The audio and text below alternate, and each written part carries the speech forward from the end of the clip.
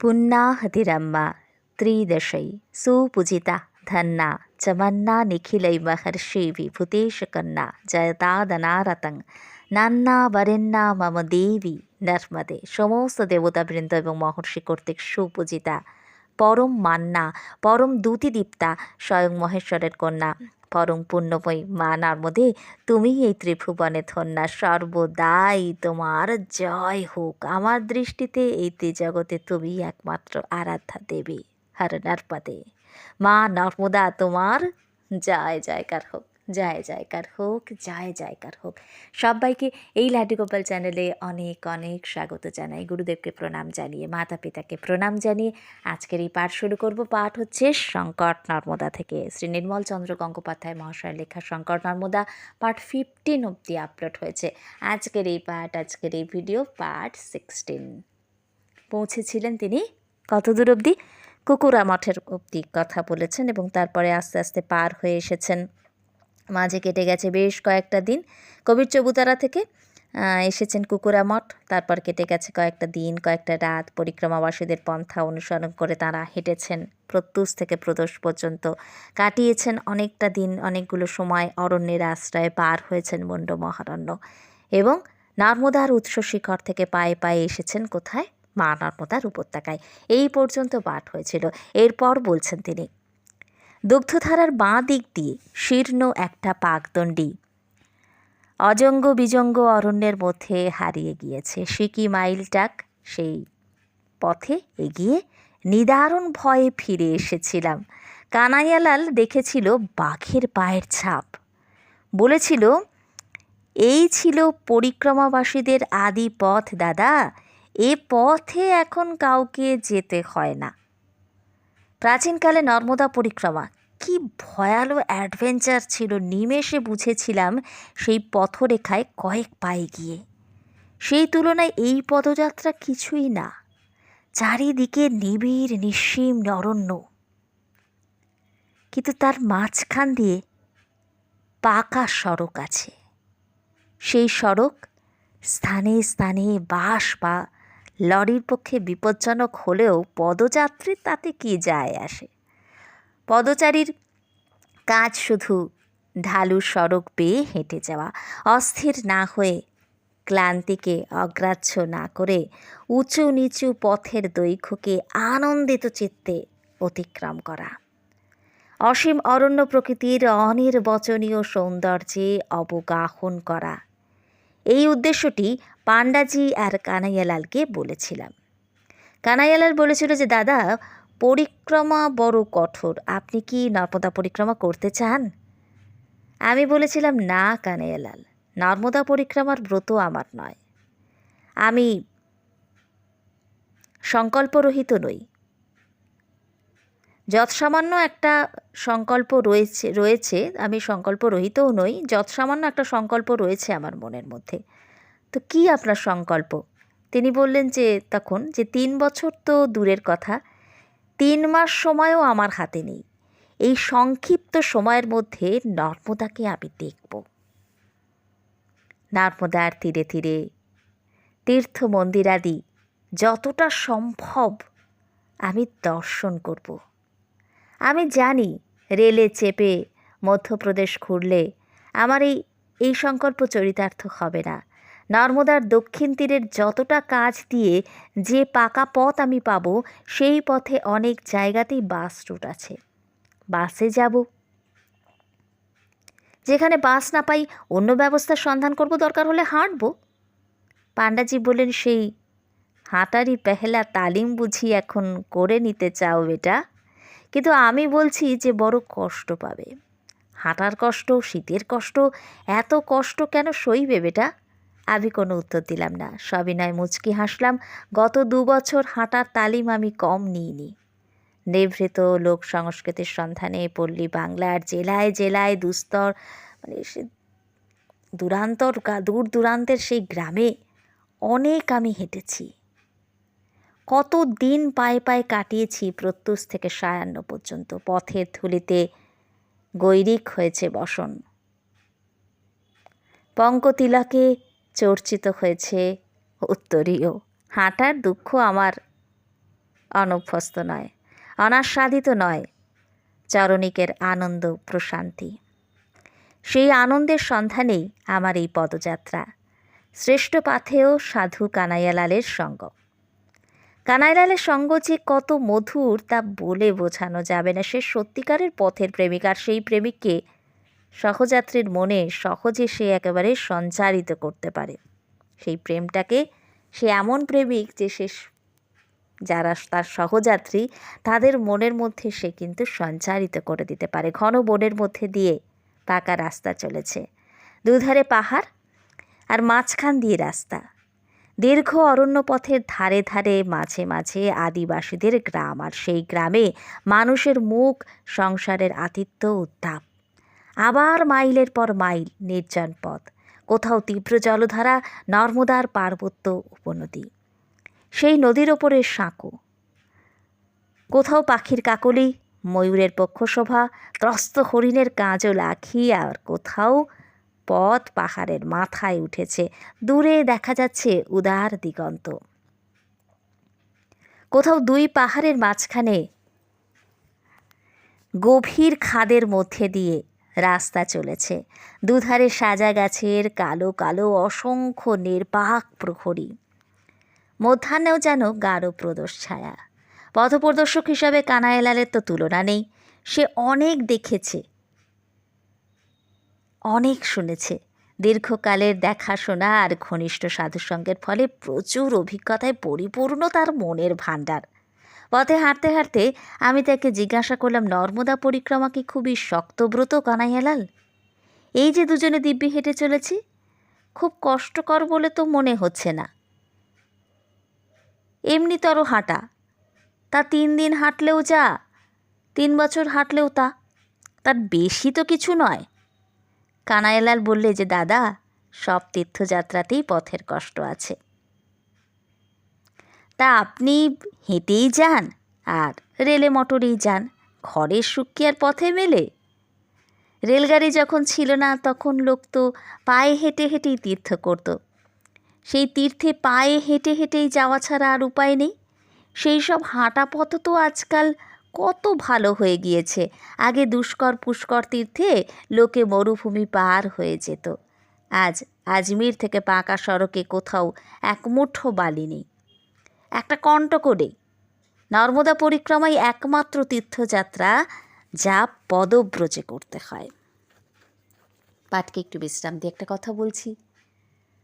আমরা শ্রী বৃন্দাবন ধামেও কিন্তু দেখি যে সেখানে যে 84 কোষ, একটা 84 ক্রোশের পরিক্রমার বিষয় রয়েছে।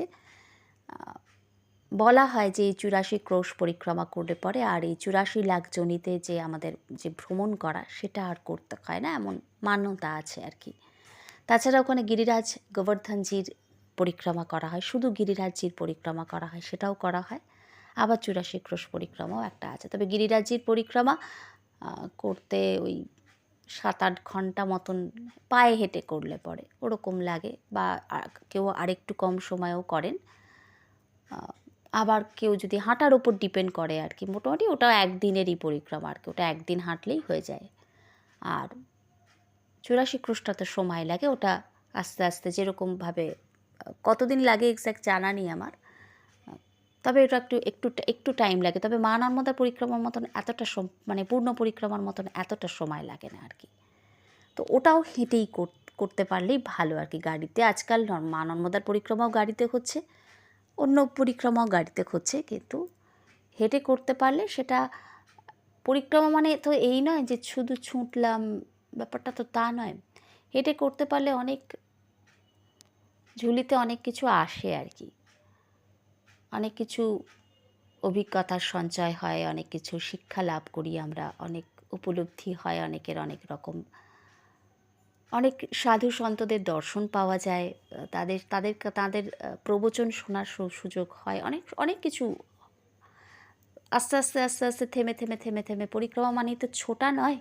ওইভাবে যারা করে যে এক একটা জায়গায় একটু করে গেল, সেখানকার তীর্থ মাহাত্ম্য শুনলো, সেখানে বসে একটু মায়ের চিন্তন করলো, একটু সেখানে সব কিছু আস্বাদন করলো, আবার একটু সময় নিয়ে ওখানে সময় একটু থাকলো, আবার এগোলো, এইভাবে যারা করে তাদের পরিক্রমার রূপটা একটু অন্যরকম হয়ে যায় আর কি। তো যাই হোক, এখানে বলছেন তিনি যে নর্মদা পরিক্রমায় একমাত্র তীর্থযাত্রা যা পদব্রজে করতে হয়। গাড়ি থাকলেও গাড়িতে ওঠা যায় না, ঘোড়া থাকলেও ঘোড়ার পিঠে সওয়ার হওয়া যায় না, পালকি থাকলেও পালকিতে বসা বারণ। তো আমি বললাম, পায়ে হাঁটা কি এতই কঠিন? কানাইলাল বলল, না দাদা, তবে পদযাত্রায় নর্মদা পরিক্রমার সত্যিকারের কঠিনতা নয়, এর কঠিনতাটা আলাদা। কী সেই কঠিনতা তাহলে? কঠিনতা দেহে নয়, মনে। এই তীর্থের জন্য মনকে তৈরি করা বড় কঠিন। কিভাবে মনকে তৈরি করতে হয়? কানাইলাল বলল যে এ সম্বন্ধে পাণ্ডাজির সঙ্গে আপনার কথা হয়নি? পাণ্ডাজি বলেছিলেন প্রবৃত্তি নিবৃত্তি পরিহার করে এই পথে যেতে হয়। আর বেশি কিছু বলেননি। আসল চুম্বকটি তো তিনি দিয়েছিলেন দাদা, প্রবৃত্তি নিবৃত্তি পরিহার করে যাওয়া। এই হলো নর্মদা পরিক্রমার সারাৎসার। সারাৎসার কি? প্রবৃত্তি নিবৃত্তি পরিহার করে যাওয়া। বলুন তো, এ কি কম কঠিন? কজন লোক পারে? তুমি বলো কানাইলাল। ধর্ম জানি, তার প্রতি আকর্ষণ নেই। অধর্ম জানি, তার জন্যে আকিঞ্চন নেই, আকাঙ্ক্ষা নেই। পুণ্যের বাসনা নেই, নেই পাপেরও বাসনা। তো এমন মানসিক অবস্থা কার হতে পারে দাদা? এমন উদাসীনতা কার পক্ষে সম্ভব? সংসারের পক্ষে নিশ্চয়ই নয়। ঠিক বলেছেন। আরও দেখুন, তীর্থ করে মানুষ কিসের আশায়? সুফলের আশায়। হয় ইহকালের উন্নতি, না হয় পরকালের উন্নতি। প্রতি তীর্থের, প্রতিটি তীর্থযাত্রীর এই মনস্কামনা। নর্মদা তীর্থ অন্য। এক পরিক্রমা সম্পূর্ণ করা ছাড়া আর কোনো মনস্কামনা, একটাই মনস্কামনা যে পরিক্রমা সম্পূর্ণ করা। আর কোনো মনস্কামনা নর্মদা পরিক্রমাবাসীর থাকতেই নেই। শঙ্কর চরণে তার সর্ব আকাঙ্ক্ষাবিহীন প্রণতি। নর্মদা পরিক্রমার এইটাই বিশেষত্ব। এমনই নির্লিপ্ততা আর উদাসীনতা নিয়ে কোনো সংসারই চলতে পারে না। তাই এই পথে যারা চলে তারা সংসার থেকে সর্বতোভাবে ছুটি নিয়েই চলে। এই পথ সন্ন্যাসীর পথ। ছুটি আর উদাসীনতা অসংযমের নামান্তর নয়। সংযম ছাড়া সন্ন্যাস হয় না। সে কথাই কানাইলাল আমাকে বুঝিয়ে বলল। পরিক্রমাবাসীদের কয়েকটা কঠোর নিয়ম আছে। সেই নিয়মগুলি অতি নিষ্ঠার সঙ্গে পালন করতে হয়। প্রধান নিয়ম, পরিক্রমাবাসীর মধ্যে ধনী দরিদ্রের কোনো ভেদাভেদ নেই। কোনো যাত্রী নিজের সঙ্গে অতিরিক্ত অর্থ বা দ্রব্যাদি রাখতে পারবেন না। দুদিনের বেশি আহার্য বস্তুও নয়। প্রত্যেককেই নিজের নিজের জিনিস বইতে হবে। দলের দরিদ্রতম সহযাত্রীর সঙ্গে একাত্ম হতে হয়। পরিক্রমার আগে কড়াই করতে হয়, অর্থাৎ কড়াই প্রসাদ, কড়াই ভোগ। কড়াই করা মানে নিজের নিজের অবস্থা অনুসারে পূজা, দান এবং সাধু মহাত্মা এবং ব্রাহ্মণদের ভোজন। কড়াইয়ের 3 দিনের মধ্যে যাত্রা আরম্ভ করতে হয়। সংসার থেকে অবসর গ্রহণের সব ব্যবস্থা পরিক্রমাবাসী এই 3 দিনের মধ্যে সম্পূর্ণ করেন। তারপর আর তার কোনো সাংসারিক পরিচয় নেই, সামাজিক শ্রেণী নেই। সন্ন্যাসী তার আশ্রম এবং পরিচয়। পরিক্রমাবাসী কোনো এক স্থানে অধিক দিন থাকবেন না, কোথাও কোনো দ্রব্য সংগ্রহও করবেন না, নর্মদা তীর থেকে দূরে চলে যাবেন না। প্রতিদিন নর্মদা দর্শন ও নর্মদা স্নান তার করণীয়। যদি ঘন অরণ্য পথে কোনো দিন নর্মদার দর্শন অসম্ভব হয়, সেজন্য নর্মদা বাড়ির সঙ্গে রাখবেন ও মাথায় দেবেন। তেমনি যেখানে যেখানে লোকালয়বিহীন অরণ্য পথ পড়বে, সেই পথটুকুর জন্য আগে কিছু খাদ্য সঙ্গে নিয়ে নেবেন। তাছাড়া খাদ্যের অন্য কোনো সঞ্চয় বহন করবেন না। সদাচারী সত্যভাষী হয়ে পরিক্রমাবাসীরা কাল কাটাবেন, চুল দাড়ি রাখবেন, কঠোর ব্রহ্মচর্য পালন করবেন। নর্মদার প্রতিটি তীর্থে তারা পূজা করবেন। পথে কুকথা, কদাচার, উত্তেজনা, হিংসা, অসংযম পরিহার করে সর্বদা ধর্ম আলোচনা করবেন। সহযাত্রীর সঙ্গে সদ্ব্যবহার করবেন এবং রেবা নাম জপ করবেন। এক রেবা সঙ্গম ছাড়া আর কোথাও তারা নর্মদার বুকের ওপর দিয়ে এপার ওপার করবেন না বা গভীর নদীর মধ্যে গিয়ে স্নানও করবেন না। অন্নবস্ত্রের জন্য পরিক্রমাবাসীর কোনো কষ্ট নেই। তারা কঠোর সংযমী, ন্যূনতম তাদের প্রয়োজন। সামান্য সেবাতেই তারা সন্তুষ্ট। পরিক্রমাবাসীদের সেবা সংসারী গৃহস্থ পুণ্যকর্ম বলে মনে করে। পথের বিপদে একে অন্যকে সাহায্য করবেন। তারা নির্ধন, নির্ভূষণ, অহিংস এবং সর্বসংকটে নর্মদা শঙ্কর তাদের রক্ষা করেন। অতি প্রত্যুষে ঘুম থেকে উঠে সূর্যোদয়ের সঙ্গে সঙ্গে আমরা হাঁটতে শুরু করি। কিন্তু এরপর হেঁটে তারা কোথায় যাচ্ছেন সেটা এর পরের পাঠে পাঠ করে শোনাবো। আর রোজকার মতন শিব সুন্দরের বন্দনা করে আজকের এই পাঠকে এখানেই বিশ্রাম দিচ্ছি। শিবহম শিবহম শিবস্বরূপহম